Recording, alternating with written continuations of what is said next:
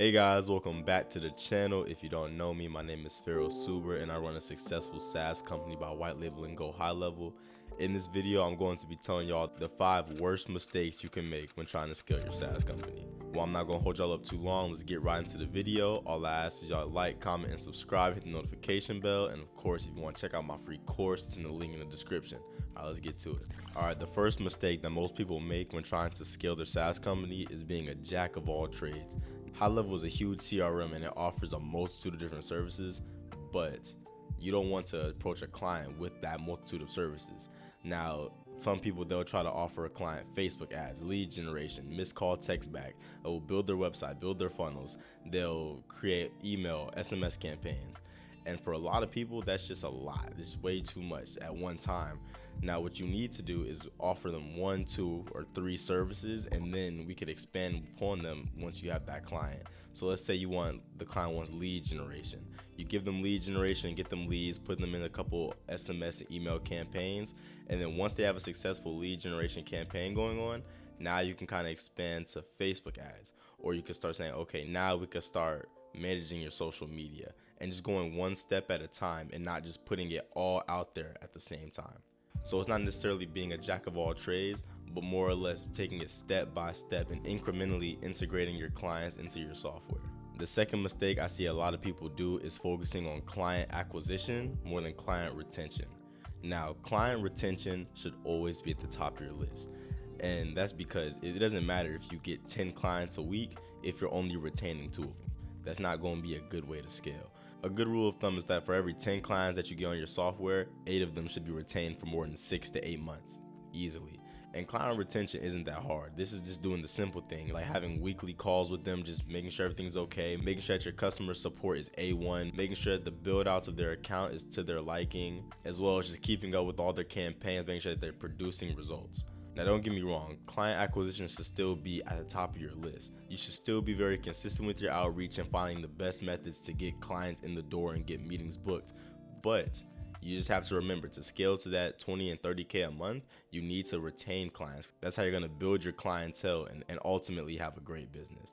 And number 3 is failing to build the right systems to be able to scale. Your systems are the foundation of your SaaS company. So when people try to scale that 20, 30K a month, they're just building and building and building. But without a right foundation, it's gonna fall. Everything's gonna crumble. So it's very important to make sure that you have your systems locked down before you try to scale anything. A lot of people tell me, Pharaoh, I want 50, 80, 200 clients in my SaaS company. But I guarantee if I were to wave my magic wand and be able to give them 200 SaaS clients today, they wouldn't be able to handle it. They wouldn't have the infrastructure to be able to take in that influx of clients, and everything would just crumble. So I can't stress this enough that y'all need to build that foundation before you try to scale anything. Now, the main 3 systems that I suggest you build is 1, a client acquisition system. And you know it's good when you can write it down on a piece of paper, give it to somebody, and then they can replicate it exactly, and they will get amazing results. The second system will be a client onboarding. And this is so important because this is how you're going to be able to onboard 10, 15, 20 clients a week. Because when your onboarding is seamless and smooth, now you can hire people to onboard your clients for you and the system won't break down. Third one is customer support and training.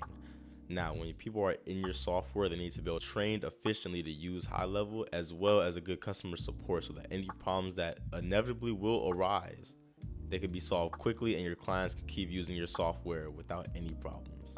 All right, number 4 is putting too much energy into activities that are not income producing activities. If you don't know, an income producing activity is something that is directly tied to making you more money. What I use is the 80-20 rule. 80% of your time should go into income producing activities and 20% should go into everything else. People see all the cool features in High Level and be like, ooh, I'm gonna build this automation, I'm gonna do this, bruh. It doesn't matter.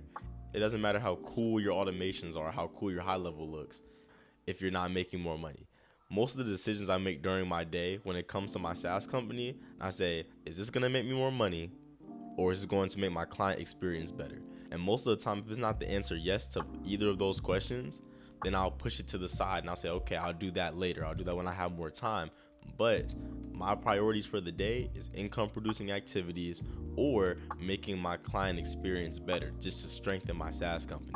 A couple of examples of my income producing activities is 1, doing outreach so I can get more clients to my software. 2, being in sales calls. 3 is just making automations that'll save me more time, because time is money. So indirectly, if I can save myself 10 hours a week by having an automation do all my monotonous tasks, and I can put more energy into the income producing activities, therefore making me more money. You guys just need to see it. Most of your time should be in income producing activities, and there's no excuse for that.